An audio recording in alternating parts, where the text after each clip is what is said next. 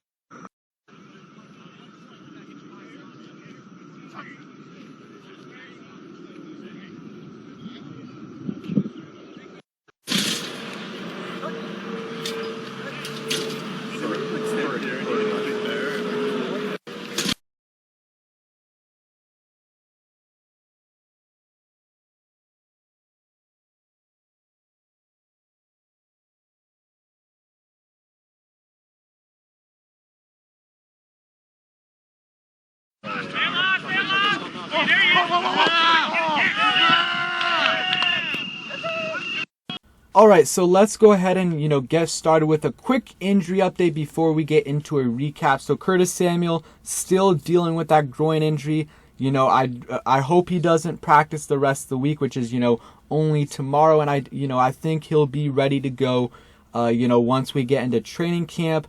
Tim Settle was a little bit sick. J.D. McKissick was, dealing with a personal issue. And I do believe Jimmy Moreland as well was not here today. But, everyone else was here, and we are mostly healthy, which is good. So now let's get into some big plays / recaps. So Benjamin St-Juste absolutely balled out. You guys can see all these tweets here from different reporters. Nikki Jabala from the Washington Post said, rookie cornerback Benjamin St-Juste jumped up for a 50-50 ball against Terry McLaurin in the end zone, knocked it away as McLaurin landed, then stared over him as the defense erupted in celebration. And someone else said he actually kind of did the Allen Iverson over Ty Lue, stepped over him.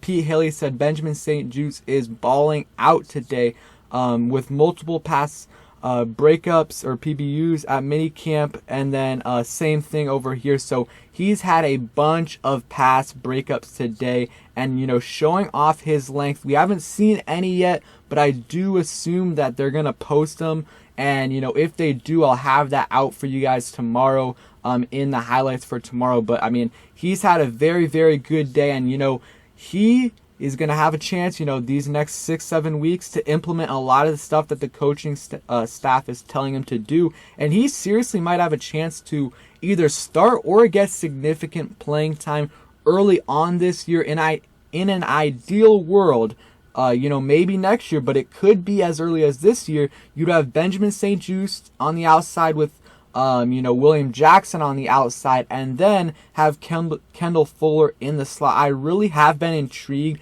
by Benjamin St-Juste really ever since, the days after we drafted him. I think he can be a really, really good player for us, and, a steal. There were other teams that wanted to trade up for him, but we ended up, selecting him at pick 74. So let's hope, he continues to progress, and it's looking like another possible third-round gem for the Washington football team. Chase Young is continuing to do Chase Young things. He switched it up and beat Cornelius Lucas inside for what would have been a sack. Obviously, there's no contact, so he's not actually going to sack Fitzpatrick. He also had another great play earlier on where he would have gotten a sack. So Chase Young doing great things again, and he looks really, really good. Looks pretty strong, and I think that he's going to have a big year this year. We'll talk about that in another video. Let's see. Kelvin Harmon had a really nice catch. Still haven't posted that up, but Heineke threw up a nice ball for him. Harmon accelerated, had coverage draped over him, and still made the difficult catch. So, we'll see. Harmon's going to be battling it out for that, 6th roster spot or 6th wide receiver roster spot. Maybe they keep 7, but him and AGG are going to have to battle it out, and we'll see who ends up making it. Harmon has a lot of talent, but he was a 6th round pick a couple years ago, and from, the previous regime, AGG was a 4th round pick last year from this regime, so they have a little bit more invested in AGG. But if Kelvin Harmon continues to show that continues to progress, and he possibly could make the roster over AGG. So let's look at some other things, some other plays from today. So we talked about the Kelvin Harmon play. Fitzpatrick and Adam Humphries have some good chemistry. That is that is expected.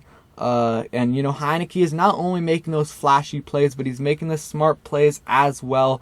There was one play where he really had no one open, and he quickly threw the ball away, and you love to see that. Cam Sims making plays again, and I don't think Cam Sims is a lock, but I really think he will make this roster as that 5th receiver. They really like him. He's been with this team for a while, was with played in this system last year, and is making more money than the other guys that he's going to be competing with. So they have a little bit more invested in him, and he finished off the year strong.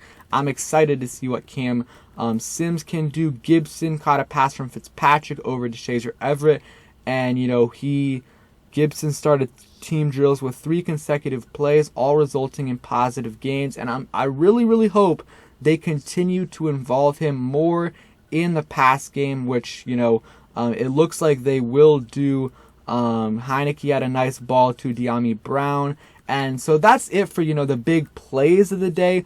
I'll go over some of the comments by Ron Rivera. Said Antonio Gibson, his progression has been steady.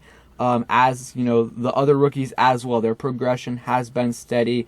He talked about Chase Young a little bit, but we already know all that stuff. He said he's looking for a free safety that can play with range and make sure teammates are lined up in the right spot, and a safety with some good communication.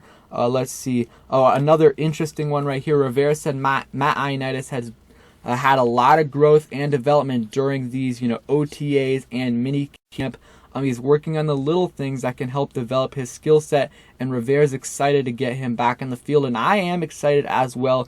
Have him, Daron Payne, and Jonathan Allen, and Tim Settle in the interior is going to be very, very scary. I cannot wait to see what our defensive line as a whole can do, and it's going to be really scary for these opposing defenses, and Rivera praises Sammis Reyes' commitment over the past month. And yeah, that's the really big thing with Reyes. He's so raw right now that let's see what he does after there's like 6-7 weeks right now in between minicamp and training camp. Let's see what he does with all this knowledge he's gotten, and let's see how he looks in the first week of training camp. That is really going to be telling about how much he worked. Jonathan Allen talked a little bit. Let's go through his press conference real quick, and then we will call it a day. Jonathan Allen, just listening to his press conference, you can tell, how he just fits this culture perfectly. And, I rather have Daron Payne here long term. At least I think he's going to be the better player, but I can definitely see why they really love Jonathan Allen. I would, try to keep everyone if they could, but that's going to be hard. Allen talked about how he wants to be here long term, but they still don't have an update on the contract. Let's see. He's excited to have Matt Ioannidis back and called him a key piece of this defense.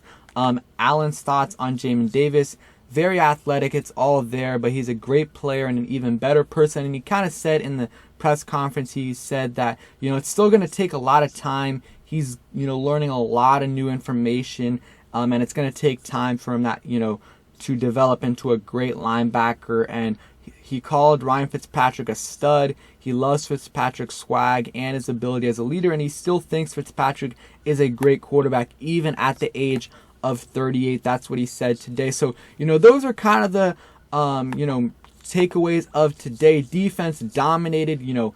Cameron Curl had a good day. Benjamin St-Juste had like 3-4 plus pass breakups on, Cam Sims, Terry McLaurin, and others. Let's see, Fitzpatrick and, Heineke played all right, but, the offense wasn't great today. But that's the thing you kind of have to expect, that they're going up against, a top defense in the NFL every day in practice, so they are going to struggle some of these days. And, the offensive line versus defensive line, the defensive line should be dominating them because in my opinion, we have the best defensive line in the league, and any offensive line is going to struggle when they go up against us. Harmon had a really nice catch. Looks like Cam Sims had a pretty good day. Same thing with Gibson, and overall, and especially Benjamin St-Juste. Cannot wait to see what he does, heading into training camp and the preseason. So thank you guys for watching. Hope you guys enjoyed the video. If you did, please hit that like button, subscribe, and turn on those notifications so you never miss a video. Peace.